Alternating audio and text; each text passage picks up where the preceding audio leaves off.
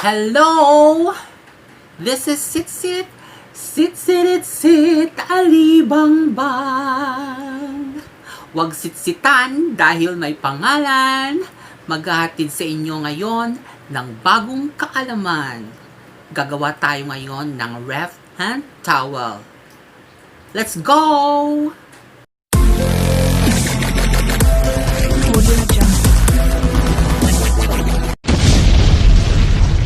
Gagawa tayo ngayon ng ref hand towel.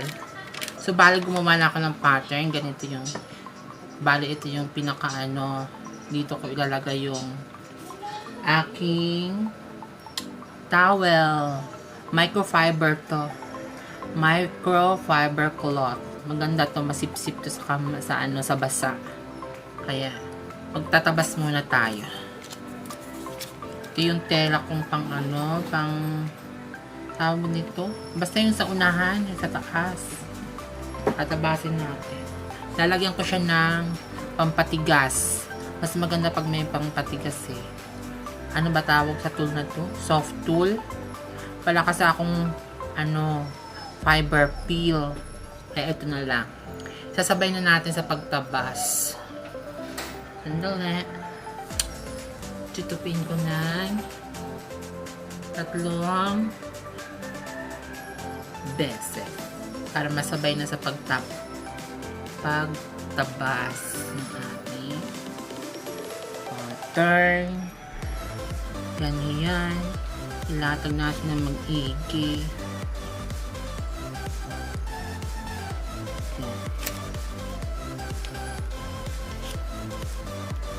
Wala tayong pampato. Hawakan ko na lang. Maglagay tayo ng allowance pag tayo nagtatabas. Allowance ko ay 1/2 inch. Yan. O, diba?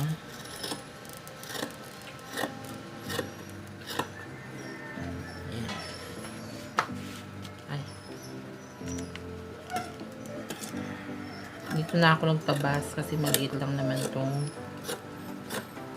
tela. Litaso lang to. Tabi natin.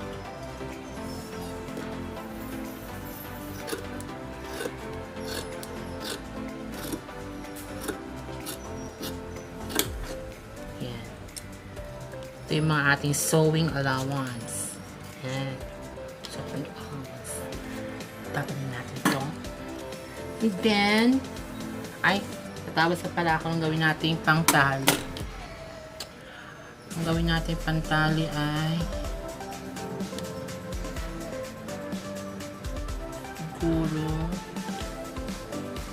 mga 1/2 inch lang ang finish.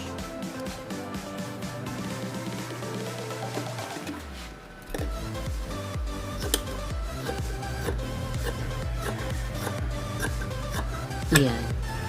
Okay. Tapos na tayo magtabas. Tatahiin na natin ang ating ref hand towel. Pero wala kaming ref. Pwede rin naman sa pintuan. Ang ref na sa kabila. Para sa pinto ko na lang ito isasabit. Pampunas ng kamay. Ganon.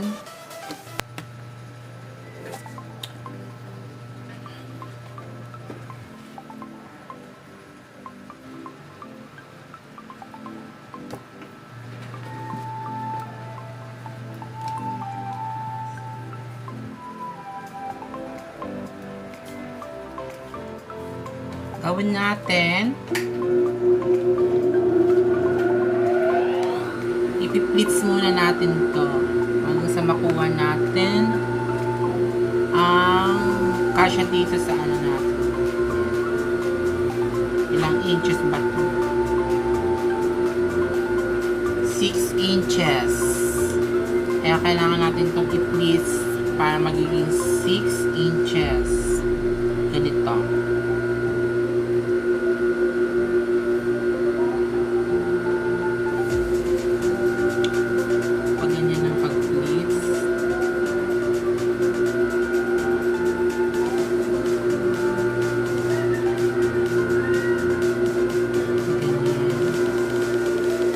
Pwede natin lagyan ng pin.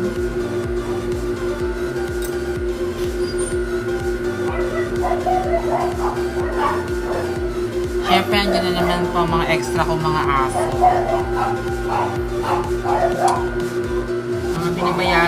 Mga binabayaran ko talaga yung aso na yun para tumahog. O cry.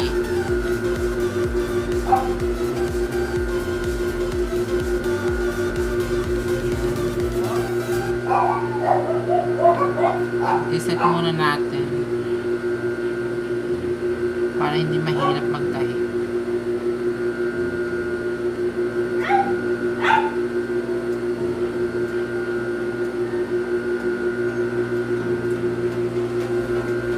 Tingnan natin kung 6 inches na. Okay, 6 inches na. Tamang-tama lang.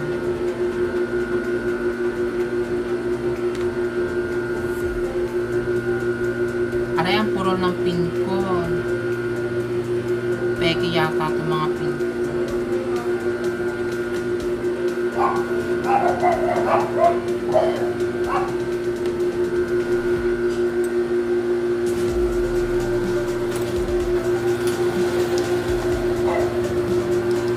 Ay, magpas yung Jollibee. Ay, hindi LBC pala. Akala ko Jollibee.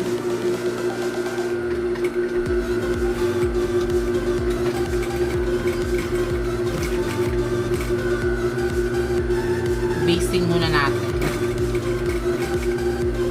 Itong towel kasi na ito, hindi ko na ito ginagamit. Kaya, gawin ko na lang siyang ref hand towel. Pwede rin kayong gumamit ng mga lumang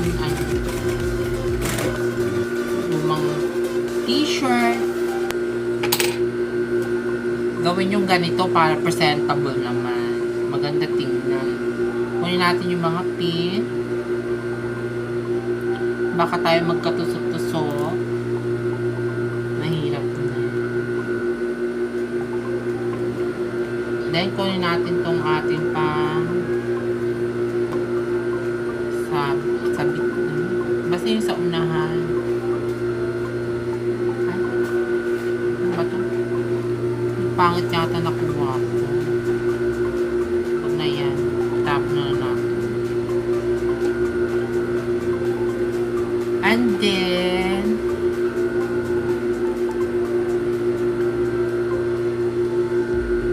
ganyan.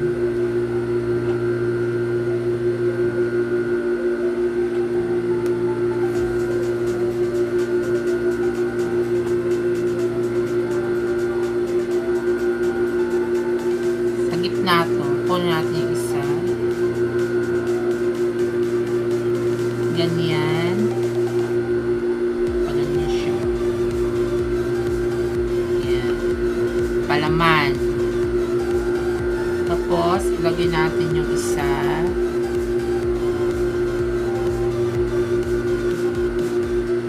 Yan.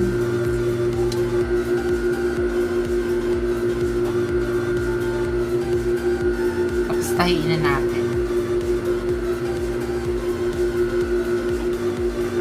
Yan tayo magsimula. Paikot.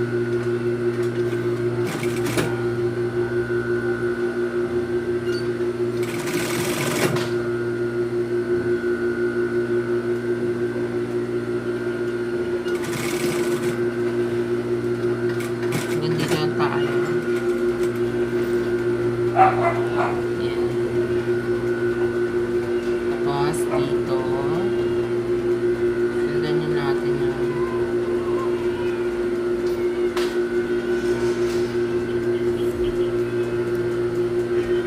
gilid muna natin yung para hindi mag-ipit sa pagtahi.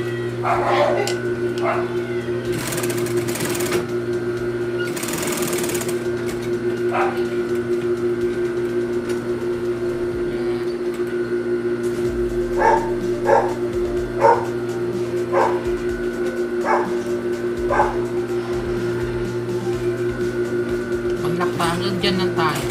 Kasi babalik rin pa natin. kabila naman.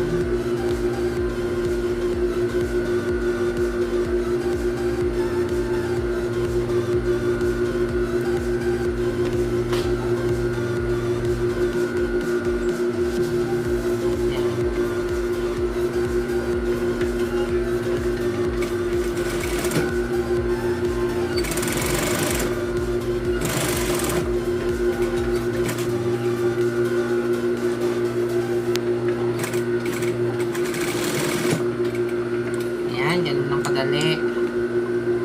Kupitin natin itong mga gilid para hindi bumukol.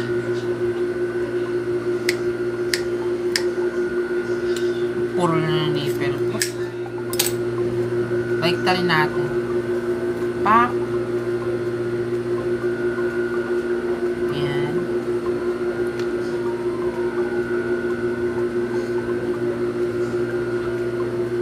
Simple lang siya. Natin para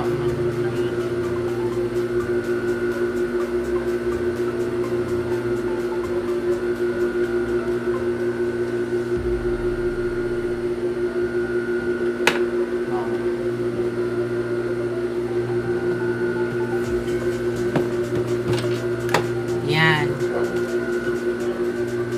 Tapos na yung ating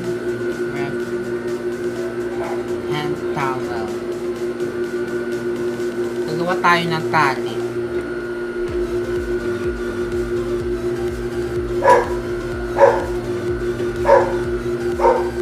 Sa mga aso talaga pag nagbablog ako, tsaka na sila nag-ano. Ganyan pag-ano ng tali. 1, 2, and then yan. Sayin natin.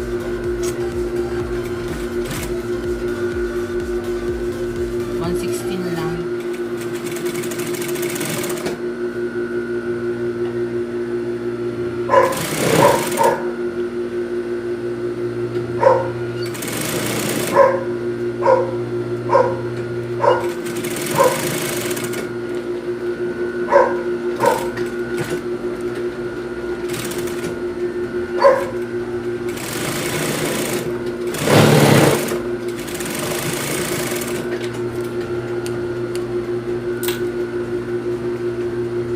Tapos ito pin natin to.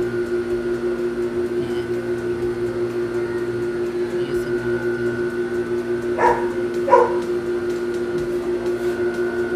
Ayan.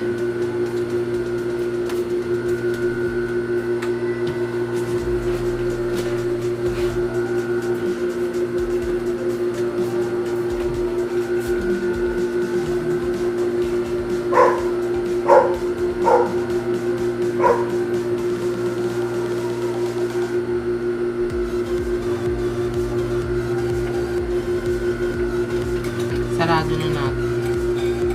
Tapping natin.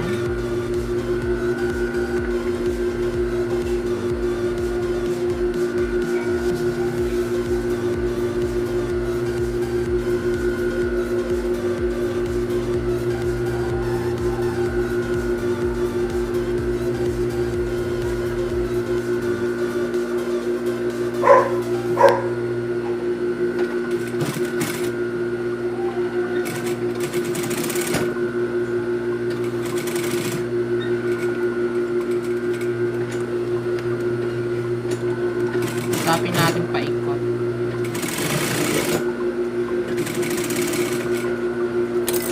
Para maganda.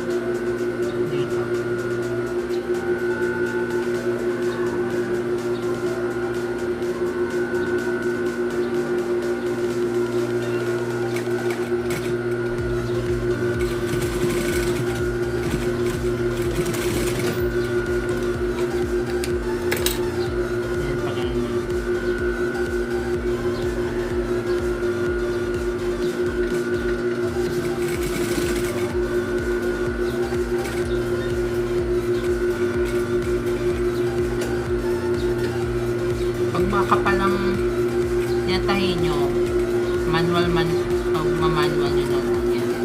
Paikot na lang.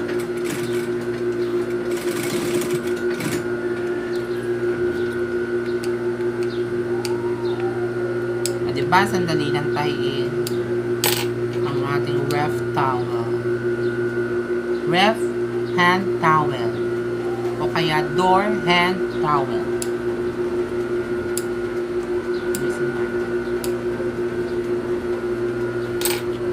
Ayan.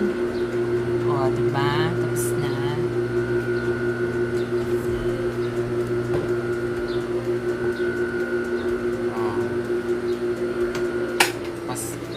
Dahil wala kaming ref, sa pinto na lang muna ito lalagay. Ayan na, tapos na ang aking DIY ref hand towel. Wait, kaya sabit natin sa pinto. Kunyari, itong ref, pinto ng ref.